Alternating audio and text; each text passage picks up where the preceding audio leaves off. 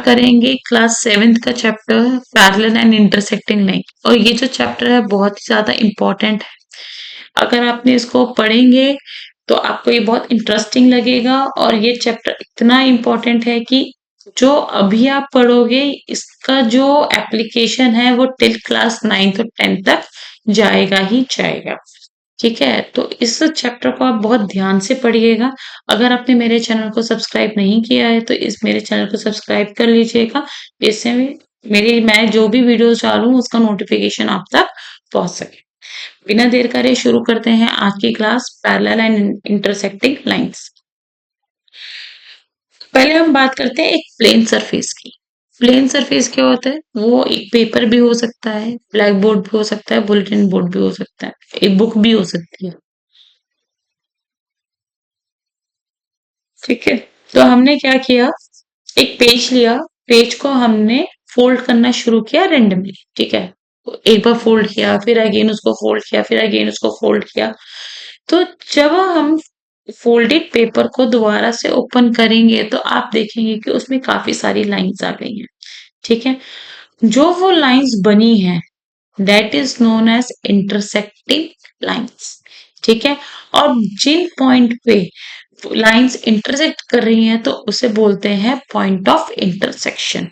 ठीक है, तो आपको समझ में आ गया होगा कि जब टू लाइंस आपस में इंटरसेक्ट करती हैं it form a intersecting lines, और जिस पॉइंट पे वो इंटरसेक्ट कर रही हैं उसे बोलते हैं intersection point, point of intersection.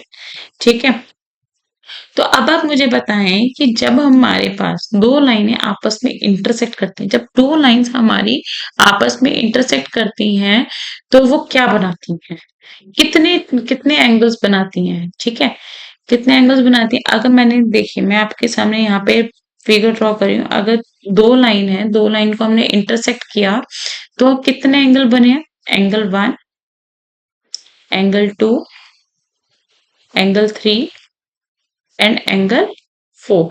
ठीक है, तो कितने एंगल बने हैं, 4 एंगल बने हैं। ठीक है, तो ये होता है हमारा इंटरसेक्टिंग लाइंस। तो बात करते हैं, can two straight line intersect at more than one point. क्या जो हम दो लाइंस को, अगर हम टू लाइंस को इंटरसेक्ट करें, क्या वो एक या एक से ज्यादा पॉइंट पे इंटरसेक्ट कर सकती हैं? नहीं जी, इंटरसेक्ट अगर करेंगे तो वो सिर्फ एक ही पॉइंट पे करेंगे। ठीक है, एक एक्टिविटी करते हैं कि हमने क्या किया, ऐसे दो लाइंस को हमने क्या किया, इंटरसेक्ट कर दिया। ठीक है, और एंगल ए की वैल्यू हमने प्रोट्रैक्टर से मेजर करी, दैट इज एंगल 120 डिग्री।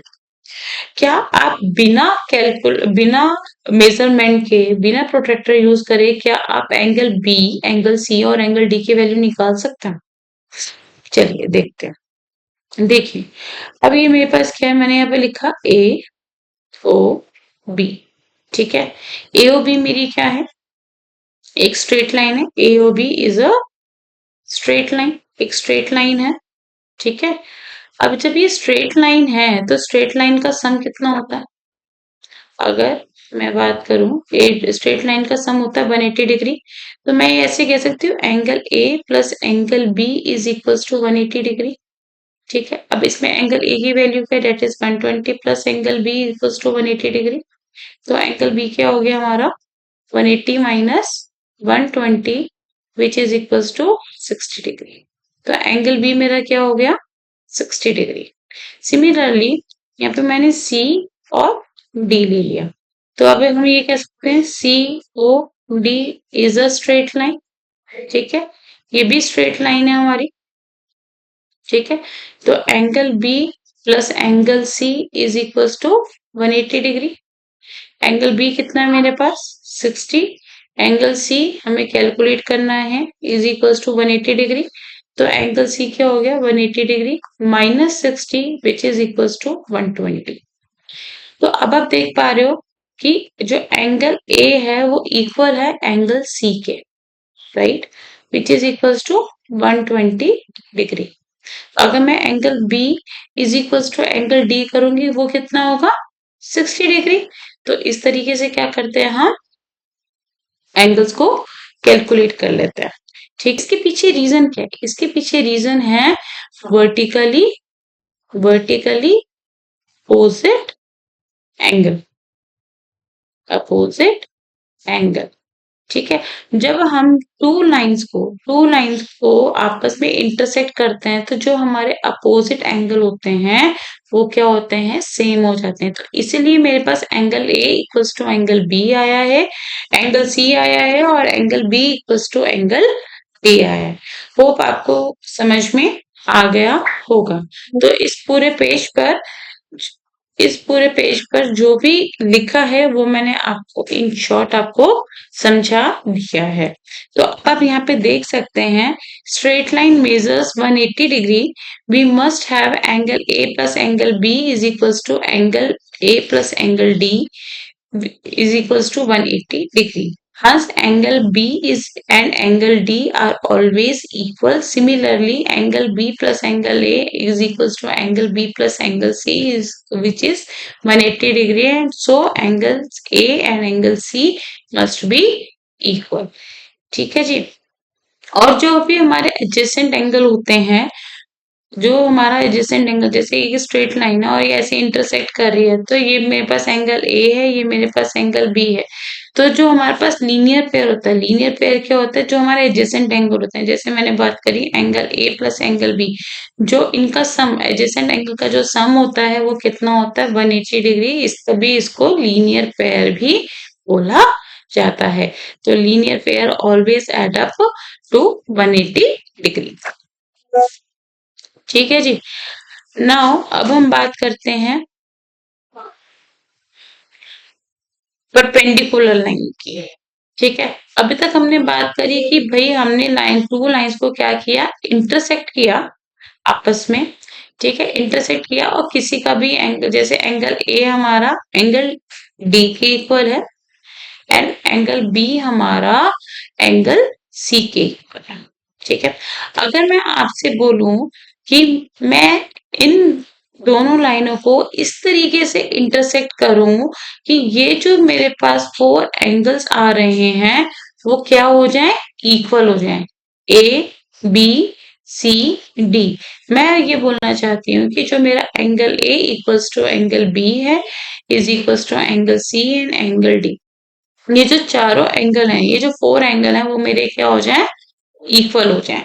ठीक है, अब इक्वल होने के लिए मेरे पास एक एंगल कितने का होना चाहिए, पहले वो हम देखते हैं। तो मैंने क्या किया, ये इंटरसेक्टिंग लाइंस थी। ठीक है, अगर मैं इस पूरे का क्या लूं, डिग्री ले लूं, ठीक है, एंगल ले लूं, कितना होता है, एक कंप्लीट जो एंगल होता है दैट इज 360 डिग्री। कितना होता है, 360 डिग्री होता है। तो अब मैंने बोला कि अगर एक एंगल मेरे पास x है तो बाकी सारे एंगल भी क्या होंगे, x पे। ठीक है, तो x plus x plus x plus x is equal to 360। तो कितने x है, 4x, तो 4x इक्वल्स टू 360, और x की वैल्यू क्या आ गई मेरे पास, x is equals to 360/4 which is equals to 90। तो एक x की वैल्यू कितनी हो गई मेरे पास, 90। एक एंगल यानी angle A is equals to 90, angle B is equals to 90, angle C is also 90, and angle D is also 90. So angle A equals to angle B equals to angle C equals to angle D is equals to 90 degree. ठीक है, तो ये इस condition को हम बोलते हैं perpendicular line. When two lines meet, two lines intersect at 90 degree, when two line intersect at 90 degree, तो उसे हम क्या बोलते हैं, परपेंडिकुलर लाइन बोलते हैं। ठीक है, होपफुली आपको समझ में आ गया होगा। तो अब जो 90 डिग्री बन रहा है, तो 90 डिग्री हमें कैसे पता चलेगा, ये यहाँ पे स्क्वायर फॉर्म करता है। ठीक है, तो अगर स्क्वायर बना रहा है ये, तो ये क्या हो गया कि ये हमारा एंगल 90 डिग्री हो गया। क्लियर है।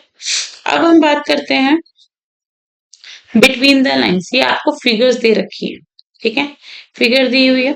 तो अब जैसे इसमें बताया है कि ये दो लाइन हमारी इंटरसेक्ट करी, A B intersect C D at point X. ठीक है, तो ये वाली लाइन कौन सी हो गई? इंटरसेक्टिंग लाइन हो गई। ठीक है, एल एम इंटरसेक्ट आई जे एट पॉइंट वाई, तो ये भी हमारी इंटरसेक्टिंग लाइन हो गई। ठीक है, H F H F G, ये भी मेरे पास क्या है? इंटरसेक्टिंग लाइन है। क्यों? अगर मैं इसको आगे एक्सटेंड करूं तो they are intersecting at point F. ठीक है, अब मैं अगर बात करूं एस टी यू वी की, ठीक है, अभी तक तो ये क्या कर रही है? मिल नहीं रही है, मीट नहीं कर रही है। तो इसको थोड़ा सा आगे एक्सटेंड करूं तो ये क्या करेंगी? एक पॉइंट पर आकर मीट कर जाएंगी। तो ये भी मेरे पास क्या हुई? ये भी मेरे पास इंटरसेक्टिंग लाइंस है। ठीक है, अब हम बात करते हैं ओ पी क्यू आर। अगर मैं इसको आगे कितना भी एक्सटेंड करूं, क्या ये मीट होंगी? नहीं, ये मीट नहीं होंगे। और अगर मैं बात करूं, इनका डिस्टेंस भी उतना ही रहेगा जितना हमारे पास स्टार्टिंग में था। ठीक है, तो इस लाइन को क्या बोलेंगे? इस लाइन को बोलेंगे हम पैरेलल लाइंस। ठीक है जी, तो आपको देखने से ही पता चल जाएगा कि कौन सी हमारी इंटरसेक्टिंग लाइंस है और कौन सी हमारी पैरेलल लाइन है। ठीक है, अगर आप कुछ एग्जांपल और देखिए, जैसे ये चेयर है, अभी ये जो बेंच है, बेंच में हमारे पास क्या है? ये जो लाइन है, इसके क्या है? पैरेलल है।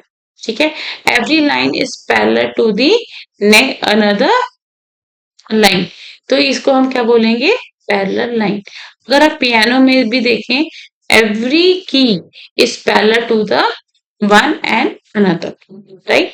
तो इस तरीके से क्या होती है? हमारी पैरेलल लाइन होती है। पैरेलल लाइन क्या होती है? Parallel line are those line which never meet any point at any point, do not meet, parallel lines do not meet at any point, however we extended them at both ends। अगर मैं उसको दोनों तरफ से उसको extend कर लूं तो भी पैरेलल लाइन आपस में मीट नहीं करेंगे। ठीक है, अब आप बताएं, which pair of a line appear to be a parallel, ऐसी कौन सी लाइन है जो जिसके आगे हम ड्रॉ करें तो वो पैरेलल बन जाए? ठीक है, which pair of line appear to be parallel in figure 5.7। मेरे पास ये वाली लाइन है। ठीक है, ए लाइन है। अगर ए लाइन के पैरेलल मुझे करना है तो कहाँ पे? उसके बराबर वाले में आप यहाँ पे भी पैरेलल लाइन ड्रॉ कर सकते हैं। अगर बी है, बी के पैरेलल कौन सी होगी? बी के पैरेलल होगी, हम इस डॉट के साथ जाएंगे। ठीक है, तो ये भी पैरेलल हो गई। डी के पैरेलल कौन सी होगी? डी के पैरेलल होगी, इस तरीके से हम क्या करेंगे? लाइंस को ड्रॉ कर लेंगे। ई के पैरेलल, ई के पैरेलल होगी हमारी ये वाली लाइन। ठीक है, अब आपको समझ में आ गया होगा कि हम इसको कैसे कर सकते हैं। आई के पैरेलल लाइक दिस, एच के पैरेलल लाइक दिस, जी के पैरेलल, जी और एफ के पैरेलल अगर मैं बात करूं तो हम इस तरीके से पैरेलल लाइन क्या कर सकते हैं? ड्रॉ कर सकते हैं। ठीक है, तो पैरेलल लाइन का क्या रहता है? जो दोनों लाइनों का डिस्टेंस होता है वो भी बराबर रहता है, और जो पैरेलल लाइन होती है वो कभी भी आपस में नहीं मिलती है। ठीक है जी, अब हम बात करते हैं आगे। ये एक एक्टिविटी है तो थोड़ा सा इसको सॉल्व करने की कोशिश करते हैं। ठीक है, how would you describe the opposite sides of a sheet? They are dashed to each other. अब opposite side, opposite edges of the sheet, edges की बात मैं कर रही हूँ। ठीक है, अपोजिट, अगर मैं इन दोनों को अपोजिट करूंगी, अपोजिट एजेस के लिए बात कर रही हूँ तो क्या होगा? They are parallel to each other, they are parallel to each other, है ना? एक दूसरे के क्या है? पैरेलल है। तो ये वाली एज इसके पैरेलल है और ये वाली एज इसके पैरेलल है, तो parallel to each other. How would you describe the adjacent edges of the sheet? The adjacent edges are perpendicular. Adjacent क्या हो गई? मेरे पास ये एक एज है, थोड़ा सा मैं इसको मिटा देती हूँ तो आपको पता रहेगा। ये इसका आंसर तो पैरेलल है। ठीक है, अब एजेसेंट एजेस की बात कर रहे हैं, ये मेरे पास एजेसेंट एजेस एक ये इसके बराबर में ये वाली है। ठीक है, ये और इसके बराबर में ये वाली है। तो कौन सी लाइन हो गई है? They are perpendicular to each other, perpendicular to each other. ठीक है, अब आपको समझ में आया क्या चीज है। नाउ अब हमने क्या किया, अब मेरे पास एक शीट है, उसको मैंने क्या किया, पहले एक बार फोल्ड किया, एक बार के बाद फिर मैंने इसको दोबारा फोल्ड किया, तो आपके पास कितनी पैरेलल लाइंस आ गई? इसमें 3 पैरेलल लाइंस आ गई। फिर मैंने दोबारा से इसको फोल्ड किया, तो फिर अब मेरे पास कितनी आ जाएंगी? 1 2 3 4 5 6 7, 7 पैरेलल लाइंस आ गई। ठीक है, इस तरीके से आप जितना ज्यादा फोल्ड करोगे उतनी ज्यादा लाइंस पेज पर आती रहेंगी। ठीक है, फिर मैंने क्या किया, ये इस पहले हमने इसको पैरेलल लाइन में किया था, फिर हमने इसको क्या किया, वर्टिकली क्या किया, फोल्ड किया। पहले हमने हॉरिजॉन्टली फोल्ड किया था, फिर मैंने वर्टिकली फोल्ड किया। तो अब आप देख पा रहे हो ये हर एक पैरेलल लाइन पे क्या कर रही है, परपेंडिकुलर बना रही है। ठीक है, जो मेरी वर्टिकल लाइन है वो क्या बना रही है, जो ये वाली लाइन है वो क्या बना रही है, हर एक पैरेलल लाइन पे हर एक लाइन पे परपेंडिकुलर बना रही है, which make an angle of 90 degree. So how many parallel line do you see? Does the new line segment relate to the vertical side? How many parallel lines do we see? तो it's depend कि हम page को कितना fold कर रहे हैं। अगर हमने उसको 2 टाइम्स फोल्ड किया है तो 3 पैरेलल लाइंस दिखेंगी। अगर हमने उसको 4 टाइम्स या 5 टाइम्स फोल्ड किया है तो उस तरीके से पैरेलल लाइन हमें शो करेगी। और वर्टिकल लाइन कैसे रिलेट कर रहे हैं हम वर्टिकल साइड्स पे? They are perpendicular to each other. They are perpendicular to each other. Make one more horizontal fold in the folded sheet. How many parallel lines do you see? Right? V 7. ठीक है, what will happen if you do it once more? How many parallel lines will you get? तो इस तरीके से आप fold कर करके देख सकते हैं।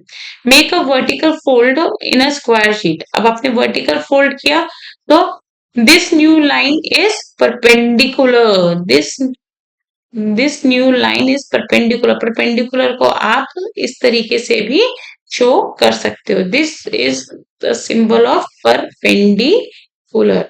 ठीक है, तो जो हमने वर्टिकल लाइन ड्रॉ करी तो उसका क्या हुआ, ये परपेंडिकुलर हो गया with the help of with respect to horizontal lines. ठीक है, अब एक और एक्टिविटी है कि हमने पहले वर्टिकल शीट को, एक स्क्वायर शीट को वर्टिकली फोल्ड किया। ठीक है, फिर दोबारा वर्टिकली फोल्ड किया। ठीक है, फिर हमने क्या किया, कॉर्नर्स को ट्राइंगल की फॉर्म में कॉर्नर्स को ऐसे फोल्ड किया। अब आप देख पा रहे हो कि जो हमारा ए है, ए लाइन है, it is parallel to P, जो बी लाइन है it is parallel to Q, and जो आर लाइन है it is parallel to C. Right, इस तरीके से हमने क्या किया, they are parallel to each other. Right, so A किसके पैरेलल है, A is parallel to P, B is parallel to Q, and C is parallel to R. Right, similarly for this figure as well. Right, hopefully आपको समझ में आ रहा है तो please channel को सब्सक्राइब कर लीजिएगा, चैनल को सब्सक्राइब करना मत भूलिएगा जिससे मेरी नोटिफिकेशन आप तक आ सके। अब नोटेशंस, अब एक्चुअली क्या है ना, बिना नोटेशन के तो हमें पता नहीं चलेगा कि कौन सी चीज क्या है, तो नोटेशन बहुत मैटर करती है। ठीक है, अब ये नोटेशंस क्या कहती हैं कि अगर हमने एक 1 पेयर ऑफ पैरेलल लाइन बनाई तो हम 1 एरो का यूज करेंगे। अगर हमने 2 पेयर ऑफ पैरेलल लाइन बनाई तो फर्स्ट वाली को हमने क्या किया, सिंगल एरो से किया, सेकंड वाली को डबल एरो से किया। ठीक है, अगर हम 3 बनाएंगे आपस में पैरेलल लाइन तो एरो थर्ड लाइन पे एरो 3 हो जाएगा। ठीक है, तो इस तरीके से हम क्या करते हैं, नोटेशन करते हैं। परपेंडिकुलर है, परपेंडिकुलर में जब हम 90 डिग्री करते हैं तो मैंने आपको पहले भी बताया कि ये एक स्क्वायर की फॉर्म में होता है। क्या होता है? स्क्वायर की फॉर्म में होता है, विच इससे हमें पता चलता है कि ये हमारा क्या है? राइट एंगल ट्राइंगल है, राइट एंगल है और ये 90 डिग्री शो कर रहा है। इससे हमें ये पता चलता है। तो नोटेशन का हमने बहुत ध्यान रखना है। Now draw some perpendicular to the lines given on the dot of the paper. हमें क्या करना है? परपेंडिकुलर लाइंस बनानी है। तो बना सकते हैं। ठीक है जी, हमने इसको यहाँ से ज्वाइन कर लिया। तो ये क्या हो गया मेरे पास? मैं इसको थोड़ा सा अच्छे ढंग से ज्वाइन कर देती हूँ। ये 2 पॉइंट है, ये एक परपेंडिकुलर हो गया, ये हमारा परपेंडिकुलर हो गया। हमने इसको ऐसे अगर बना दें तो ये हमारे परपेंडिकुलर हो गया। ठीक है, ये हमारा परपेंडिकुलर हो गया था। इस तरीके से क्या है? हम परपेंडिकुलर बना सकते हैं। नेक्स्ट लाइन में क्या बता रहा है? Mark the parallel line using the notation given above, single arrow, double arrow, mark the angle between the perpendicular lines with the square symbol। ठीक है, अब देखो ये मेरे पास, ये जो मेरे पास लाइन है वो क्या है? मेरे पास परपेंडिकुलर है इससे, राइट? तो ये मेरे पास क्या हो गया? पहले मैंने बना दिया ये परपेंडिकुलर है। ठीक है, ये लाइन इसके पैरेलल है तो ये मैंने बना दिया पैरेलल का सिंबल। क्लियर है? ठीक है, अब देखिए ये वाली लाइन इसके पैरेलल है। ठीक है, तो यहाँ पे मैंने बना दिया एक सिंबल। ठीक है, उसके बाद ये वाली लाइन जो हमारी हॉरिजॉन्टल लाइन है, तो ये हमारे पास इसके पहले तो यहाँ पे मैंने बना दिया डबल वी। समझ में आया? अब देखिए ये मेरे पास क्या है? पैरेलल लाइन है। ठीक है, इसको भी मैंने बना दिया सिंबल से। ठीक है, अब इसमें ये मेरा परपेंडिकुलर है तो यहाँ पे मैंने क्या बना दिया? स्क्वायर बना दिया। ठीक है, तो यहाँ पे मैंने क्या बना दिया? स्क्वायर बना दिया।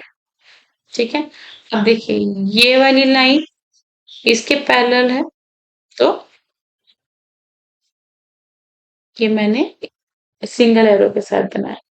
और कुछ बन रहा है इसमें? हाँ देखिए ये परपेंडिकुलर दिख रहा है तो यहाँ पे मैंने ये परपेंडिकुलर भी बना दिया दोनों साइड। तो इस तरीके से हम क्या करेंगे? इन क्वेश्चंस को सॉल्व करेंगे।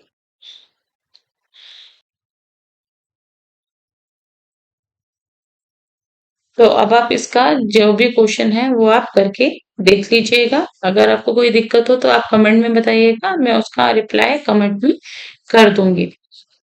आशा करती हूँ आपको अब तक का टॉपिक समझ में आया होगा और आपके सारे डाउट्स क्लियर हुए होंगे। मेरा नेक्स्ट टॉपिक है ट्रांसवर्सल, जो मैं नेक्स्ट वीडियो में कवर करूंगी। तब तक के लिए चैनल में बने रहें। अगर आपने मेरे चैनल को सब्सक्राइब नहीं किया है तो चैनल को सब्सक्राइब कर लीजिए, जिससे सारी की सारी नोटिफिकेशन मेरी वीडियोस की आप तक पहुंच सकें। अब तक के लिए धन्यवाद। Thank you and have a nice day.